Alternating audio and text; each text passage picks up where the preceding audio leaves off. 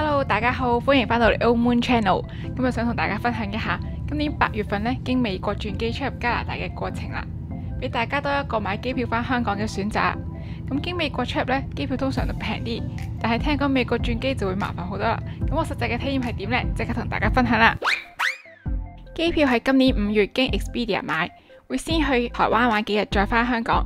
價錢年稅呢就係港幣13,000多啲，包咗我由多倫多經美國去台灣，再台灣返香港，然後香港經美國再返多倫多，總共3個主要行程。而家係時間朝頭早嘅2:52，就響 Sherbrooke Yonge 嗰邊呢，等緊車搭個 bus 去機場啊。凌晨3點幾嘅 Sherbrooke Yonge 你嚟過未呢？間中有車，所以都唔會好靜。出發當日嘅時間係朝頭早6點機，由於我住嘅地方去機場呢，搭 TTC 轉高巴時間就唔算好耐，都係1個鐘左右。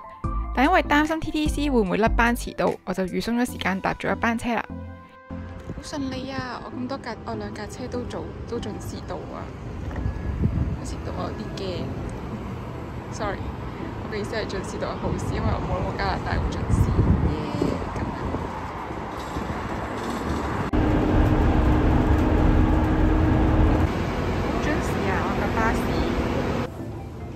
上 Level 3先係 departures， 頭先一出嚟見到嘅係 Level 1係 arrival。一到機場，首先揾返 lift 搭去 departure hall 先。本身離境同入境大堂都冇乜人，但係當行埋去聯合嗰邊嘅櫃位呢，即刻變返熱鬧，已經唔少人準備排緊隊 check in 啦。鏡頭一轉，我整入咗嚟禁區啦。check in 之後呢，都手忙腳亂，冇時間拍片。加上好肚餓啦，諗住買啲嘢食先，所以決定揾個位坐低，再慢慢同大家分享我嘅入境過程。已經冇咗天河城，已經唔係天河城嘅世界，變翻 Starbucks 呢個美帝主義嘅世界。我驚中間轉機太無聊呢，等帶咗平時唔會帶出街嘅酷寶。而家喺機場啊，因為呢，我陣間就會搭飛機去 San Francisco， 跟住轉機去台灣。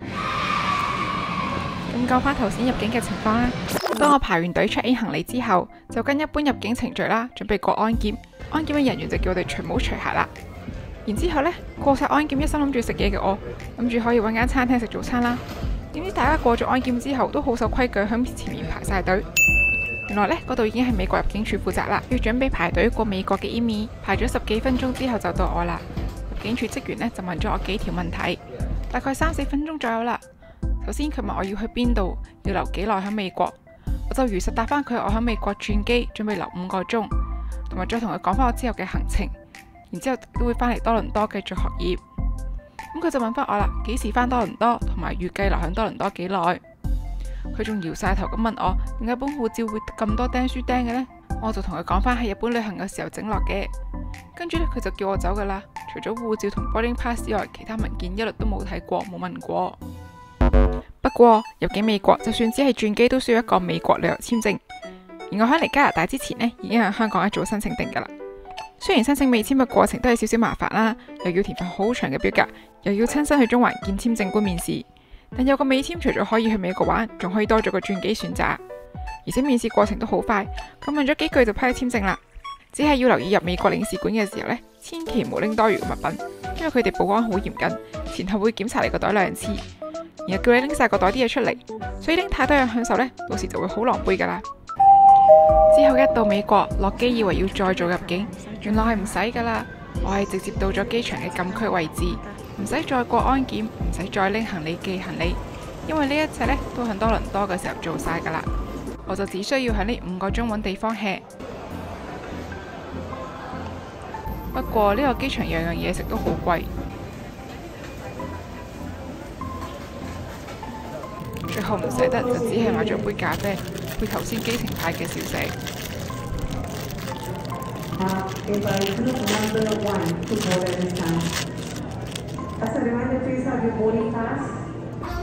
等咗5個鐘，終於上機啦。今次搭嘅機呢，坐唔滿，大概得1半人左右啦，所以本身對於我嚟講已經夠闊落嘅位，前後左右都隔開1個人，感覺上就再舒服啲，更加輕鬆啦。所以13個鐘都算易過。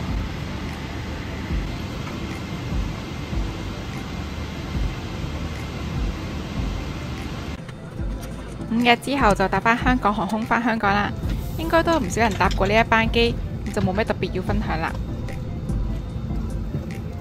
其實今次都係趁成 break 有時間先返去，所以1個星期多啲，我又要搭飛機返多倫多啦。買呢一些機票嘅時候就冇特別為意，呢一程係買咗 Premium Econ。大鄉里嘅我唔知排隊 check in 嘅時候係有快隊可以排，就傻下排咗長隊，浪費咗呢個難得嘅優先啊！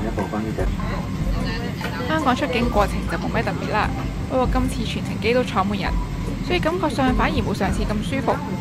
而 Premium Econ 位置本身已經夠闊落，再加上安排咗我坐 First Row 位置，就更加冇遮冇擋啦。大鄉里第一次搭飛機收到呢啲過夜包包，我傻到拎咗對鞋返屋企，完全唔知拎嚟做咩，而家擺咗屋企封塵。跟住同大家分享嘅呢，就係全片重點啦。究竟美國入境煩唔煩嘅呢？首先，我俾大家嘅建議係，如果好似我咁心急嘅話，就盡量落飛機之前就去咗廁所先，因為一落機嘅話，大家都會衝入去入境排隊，跟住人潮行就冇錯噶啦。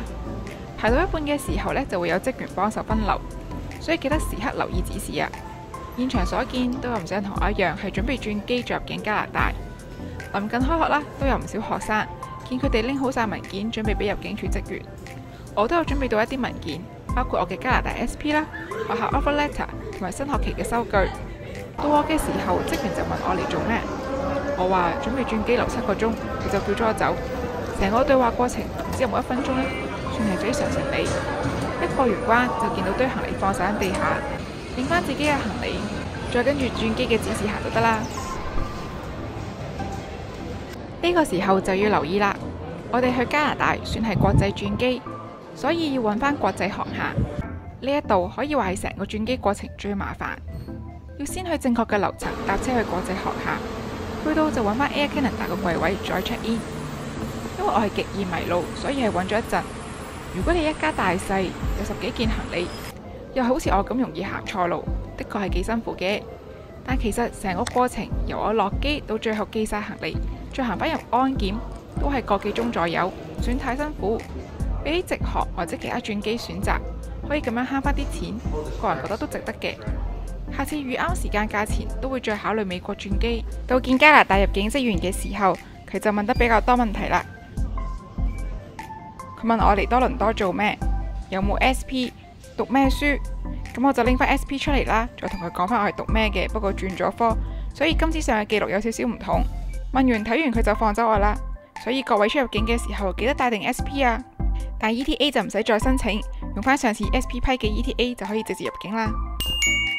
條片嘅最後想同大家介紹呢5程飛機嘅食物，因為 foodie 嘅我呢，每程機都只係關心幾時有嘢食啦，會有幾多餐嘢食，其次就係有咩娛樂。我仲會專登上網睇其他人嘅飛機片，就係為咗睇佢哋有咩食。首先，多倫多同三藩市嘅來回機分別係搭咗聯合同 AC， 雖然航程有成5個鐘，同香港去日本、韓國一樣時間，但係佢哋冇包到飛機餐㗎，只有飲品同小食免費，有其他需要呢就要額外俾錢。反而香港航空由台灣到香港，短短2個鐘機程都有個包仔食，相比之下真係豐富好多。所以美國去多倫多嗰程機，有需要嘅朋友記得自備食物啦，唔係分分鐘連埋等候轉機嘅時間要捱10幾個鐘頭肚餓㗎。而重點嘅2程長途機呢，我都滿意嘅，因為我只係在乎有冇得食啦，對飛機餐嘅質素就唔太苛求。咁相較之下呢，Economy 去台灣嗰程機呢，因為坐唔滿人，空間感就好夠啦，空服人員嘅態度都好好，佢哋每次呢都會俾成罐飲品我啦，小食嘅時候亦都每人俾咗2個包仔，本身都食唔晒㗎，諗住拎返酒店先。唔知原來台灣係禁止豬肉入境，所以到咗入境嘅時候都係被要求抌咗佢，非常之可惜㗎。因為其實我唔想浪費任何食物。而香港去美國嗰一程呢，雖然 class 升級咗，但人太多啦，就相對冇咁好坐啲啲啦。同埋佢哋第2餐呢，就會留到落機前嗰個幾鐘先派，食嘅時候就會有少少趕啦。不過值得一讚係聯合呢2程機嘅 WiFi 都連到。可以繼續同朋友 WhatsApp 係幾好㗎，因為一個人搭10幾個鐘飛機真係會好悶。雖然速度時快時慢啦，其他上網同 check email 功能都唔包，亦都只能夠做有限嘅通訊，撈唔到圖同 emoji。但點都好過咩都冇。最後總結返嘅話，聯合嘅服務評價喺網上不嬲就一般般嘅啦，而美加嘅空服人員呢，普遍都冇亞洲人咁熱情，但對我嚟講嘅問題都不大。至於入境轉機都唔係話好煩，唯一在意係轉一轉機就冇咗差唔多成日嘅時間，覺得有啲虛耗光陰。但直航又真係太貴咯，咁只能夠用時間換金錢啦。同埋等轉機嘅時候呢，太眼瞓啦，得自己一個要好好看管自己嘅財物，實在唔敢大意瞓着，係最辛苦。好啦，今日條片就到呢度，咁我幫到各位想買機票返香港嘅朋友啦。